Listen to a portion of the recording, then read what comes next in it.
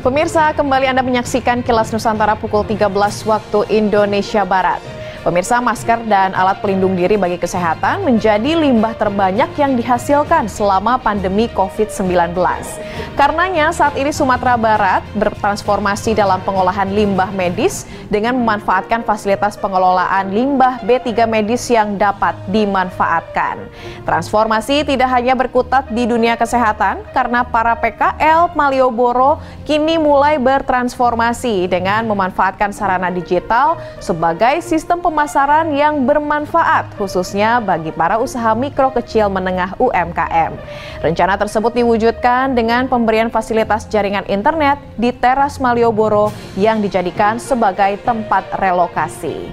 Dan sebagai pengantar waktu santap siang Anda hari ini, saya mau mengajak Anda untuk berimajinasi bersama satwa unik yang dihadirkan di Jakarta Aquarium dan Safari yang berlokasi di sebuah mal di Jakarta Barat. Tempat wisata yang memiliki 3.500 spesies itu juga menggelar pertunjukan liong menari di bawah air dipadu-padankan dengan sebuah opera. Segera kita jelang ketiga beritanya berikut ini.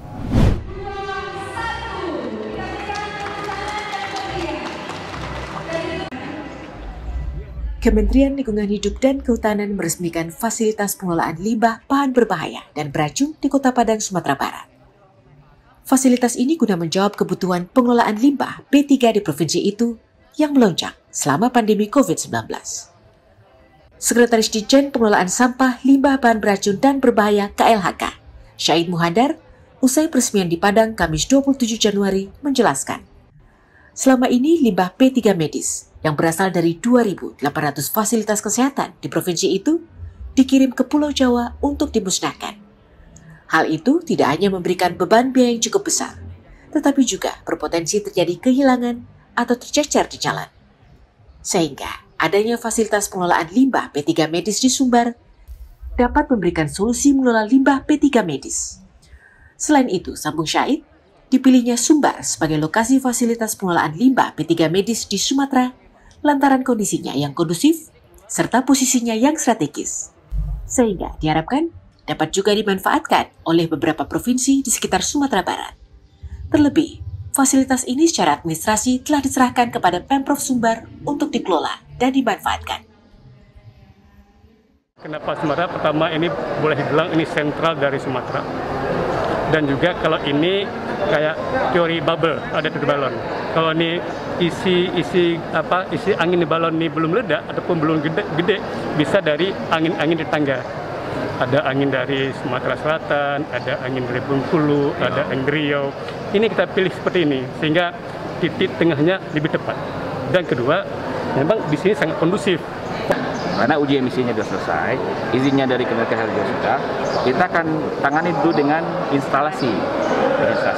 Nah, ini yang segera kita operasionalkan melalui instalasi. Kemudian yang kita kembangkan nanti melalui PTD. Setelah nanti Kemendagri menyetujui organisasi kita. Kemudian kita coba lagi, apa mau kita tingkat jadi BLUD?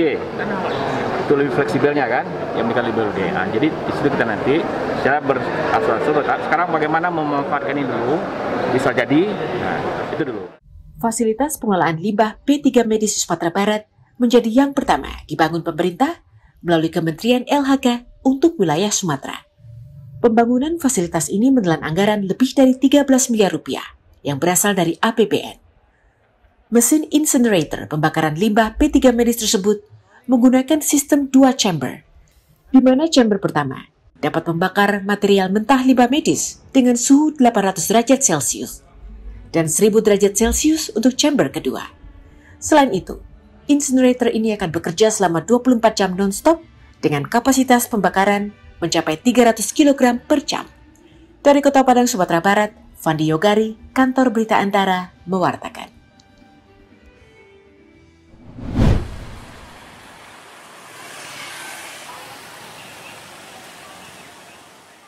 Relokasi pedagang kaki lima PKL Malioboro yang saat ini sedang berproses akan diarahkan pada transformasi digital dalam pemasarannya. Teras Malioboro 1 dan 2 yang disediakan sebagai tempat relokasi oleh pihak pemerintah Provinsi Daerah Istimewa Yogyakarta telah dilengkapi berbagai macam fasilitas. Di antaranya akses internet, dan juga panel sumber listrik untuk setiap lapak pedagang. Akses internet gratis ini nantinya agar PKL Malioboro bisa memasarkan dagangannya secara daring sebagai perwujudan pemasaran di era transformasi digital. Hal ini disampaikan Kepala Dinas Koperasi dan UMKM Daerah Istimewa Yogyakarta, Sri Nurkiat Siwi, Kamis sore 27 Januari saat meninjau kesiapan teras Malioboro 1. Untuk setiap PKL yang direlokasi, diberikan satu meja yang telah dimodifikasi sebagai tempat memajang dagangan. Ini kan bicara terhadap bisnis kita, ini kan sekarang ke transformasi digital, bagaimana online. Memungkinkan nggak ini? Memungkinkan, asal ini ada komitmen. Maka tadi saat saya ditanya, ini bagaimana keberadaan ini? Pasti yang paling penting adalah komitmen dari kita semua, bukan hanya saya PKL-nya, tapi komitmen dari pemerintah, pengelola, ini juga ada komitmen di saat nanti di sini sudah memang kita sepakat untuk ruang, untuk usaha dari para pelaku yang selama ini menempati di Panjang Malioboro. Teras Malioboro 1 yang menempati bekas gedung bioskop Indra memiliki fasilitas seperti tangga berjalan atau escalator, dan lift atau elevator, juga toilet. Sedangkan teras Malioboro 2 yang menempati bekas gedung Dinas Pariwisata DIY hingga saat ini masih dalam proses perampungan. Dari Kota Yogyakarta, Daerah Istimewa Yogyakarta, Imam Prasetyo, Kantor Berita Antara, mewartakan.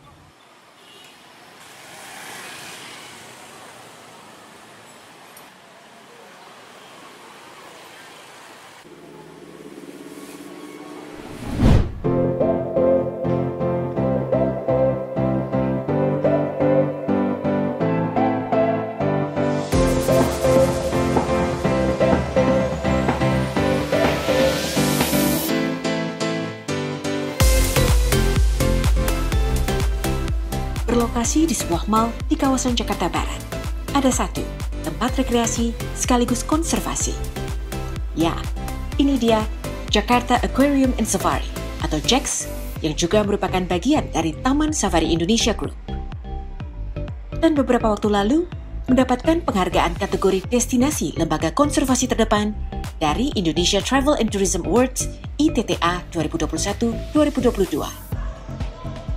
Bila Anda berkunjung ke akuarium indoor ini, jangan kaget ya jika bertemu dengan beragam spesies satwa yang jumlahnya mencapai 3.500 spesies. Mulai dari satwa akuatik seperti piranha dan ikan pari, atau kura-kura leher ular, maupun berang-berang cakar kecil Asia untuk satwa non-akuatiknya. Nah, saat berada di kawasan konservasi seluas 1 hektar ini, Anda bisa berkeliling untuk melihat dan mengenal hewan-hewan tersebut.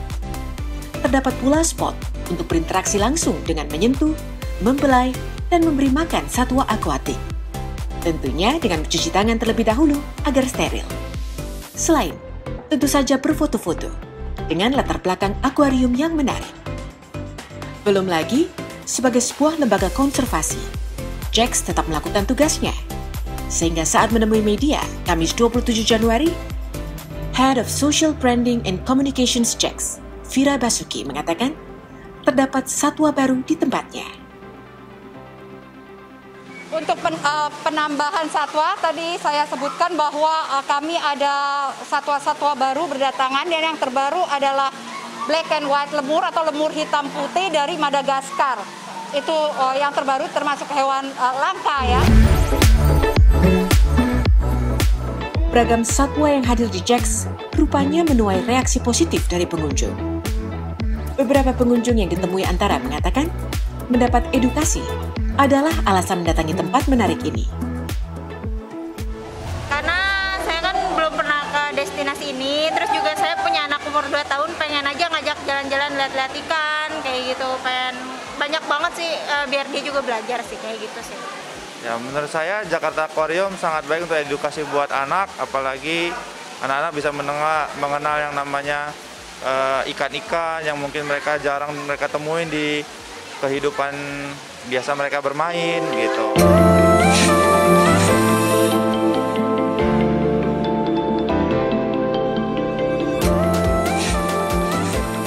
Selain mengandalkan beragam satwa yang ada, dalam rangka merayakan Hari Imlek serta Hari Kasih Sayang pada tahun 2022, Jax menggelar pertunjukan Liong menari di bawah air bersama seorang duyung dan dipadukan opera mini yang menceritakan kisah cinta legendaris dari China.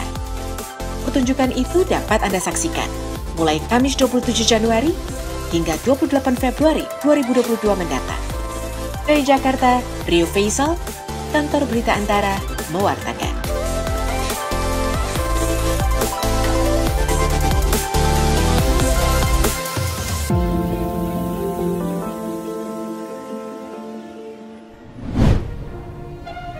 Pemirsa, telah kami isi waktu rehat siang Anda dengan 3 berita terpilih dalam negeri, namun kami ingatkan Anda untuk kembali bergabung pada pukul 17 waktu Indonesia Barat dalam Kilas Nusantara Sore yang akan dibawakan oleh rekan saya, Cynthia Gesino. Kami juga turut mengundang Anda untuk menyaksikan program dan berita lainnya dalam portal antaranews.com, kanal YouTube Antara TV Indonesia, dan UCTV. Selamat menikmati waktu makan siang Anda, pemirsa. Sampai jumpa.